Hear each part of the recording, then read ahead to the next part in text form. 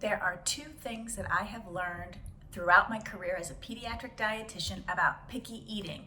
One, it is one of the most frustrating times for parents who are raising toddlers. And two, it can be prevented. Hey everyone, I am taking you through some of my best tips for preventing picky eating.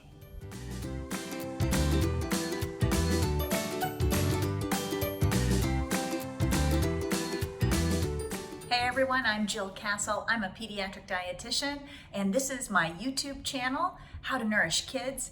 And if you've not been here before, make sure you subscribe to this channel, post some comments, or give me a like if you like what you're hearing today. So today we're talking about how to prevent picky eating, and a lot of the prevention of picky eating happens in the first year of life. So I want to take you through a few tips to get you started. If you want more tips, make sure you read my article about picky eating, and it is also linked in the description below. And if you're not sure your child has picky eating or something more, make sure you watch the video Picky Eating versus ARFID. I take you through all the different types of picky eating so you can better understand what you're dealing with. Okay, so let's get started with my tips to prevent picky eating. Number one, introduce first foods on time. So if you have an infant, you know that starting solids is a big part of the first year of life. We want you to start solids at around 6 months of age, or when your baby is showing developmental readiness for solid food. That means your baby's showing interest. They might be reaching for your food or interested in what you're eating. They are also able to sit upright, hold their head without any support. They can hold their head and be purposeful with their movements. There are more developmental readiness signs that you can look at. I have an article on my website, thenourishchild.com, but there are signs that your baby is ready to get going, and you want to make sure you take advantage of those signs. Some babies will be ready at 5 months. Some babies will be ready at 7 months. Most babies will be ready at 6 months to get started with solid food. We know that the research tells us if we delay too long with starting solids, we can have problems later on with picky eating and hitting those developmental milestones around eating. So we want to make sure we get started on time. My second tip is to avoid sweets as much as possible until your child is about 2 years of age. Our current recommendations from the Dietary Guidelines for Americans says no sweets, no added sugar in the first 2 years of life.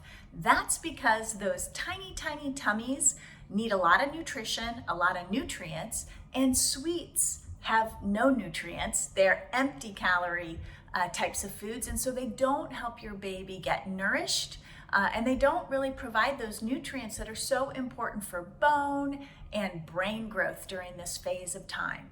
So if you can avoid added sugar, do it as much as possible. I know first birthday cake, smash cakes is a big thing. No problem there. Just don't make sweets and treats part of your young infant and toddler's diet regularly.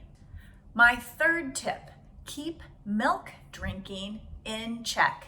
Sometimes with toddlers, we can get trapped into this pattern of offering milk a lot throughout the day. I know I did it with my own toddler, my very first one, and it got us into trouble because calcium, which is found in cow's milk and in other milk substitutes, can interfere with the absorption of iron in your child's body. So we want to make sure that we don't overdo it with milk when our infants and young toddlers are in that 1 to 3 year of age range. So the recommendation is to really cap milk in this stage of life at around 2 cups. So think about that as you go through your day. Are you giving your toddler a cup of milk 3 or 4 times a day? You might be getting into that trouble zone where calcium from cow's milk and other milk substitutes is interfering with iron absorption, and that can cause anemia. We know when young children have anemia, that can interfere with their brain development. So we want to keep, again, milk in check at around 2 cups per day. My fourth tip is to make sure you're offering your child new foods regularly.